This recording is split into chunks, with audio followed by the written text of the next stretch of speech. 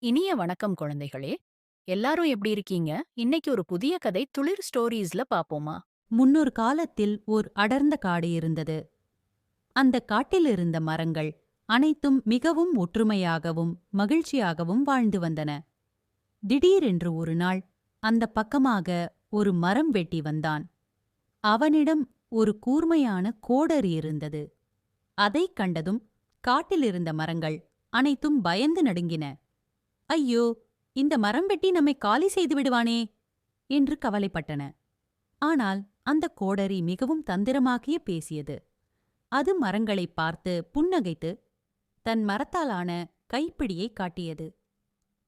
நண்பர்களே, என்னைப் பார்த்து ஏன் பயப்படுகிறீர்கள்? என் உடம்பை பாருங்கள். உங்களைப் போலவே நானும் ஒரு மரத்தால் உருவானவன்தான். நானும் உங்களில் ஒருவன். நான் உங்களுக்கு எந்தத் தீங்கும் செய்ய மாட்டேன் என்று இனிமையாக பேசியது. மரங்கள் கோடரியின் பேச்சை நம்பின. ஆமாம், இதன் கைப்பிடி நம்மைப் போலவே மரக்கட்டையால்தானே ஆனது. இது நம் சொந்தக்காரன்தான் என்று நினைத்து மரம் வெட்டியைத் தடுக்காமல் அமைதியாக இருந்தன. ஆனால் மரம் வெட்டி அந்த கோடரியைப் பயன்படுத்தி ஒவ்வொரு மரமாக வெட்டிச் சாய்க்கத் தொடங்கினான். அப்போதுதான் மரங்களுக்கு ஒரு உண்மை புரிந்தது. கோடரியின் கைப்பிடி மரமாக இருக்கலாம், ஆனால் அதன் முகம் இரும்பானது. அது மரங்களுக்கு எதிரானது. தவறை உணர்ந்த மரங்கள் வருந்தின. ஆனால் காலம் கடந்துவிட்டது.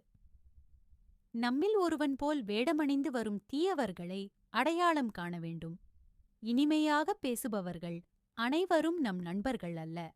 இது போன்ற அழகான நற்பண்பு கதைகளை தொடர்ந்து பார்க்க லைக் பண்ணுங்க, ஷேர் பண்ணுங்க, சப்ஸ்கிரைப் பண்ணுங்க. இது உங்கள் தூலியர் ஸ்டோரீஸ்.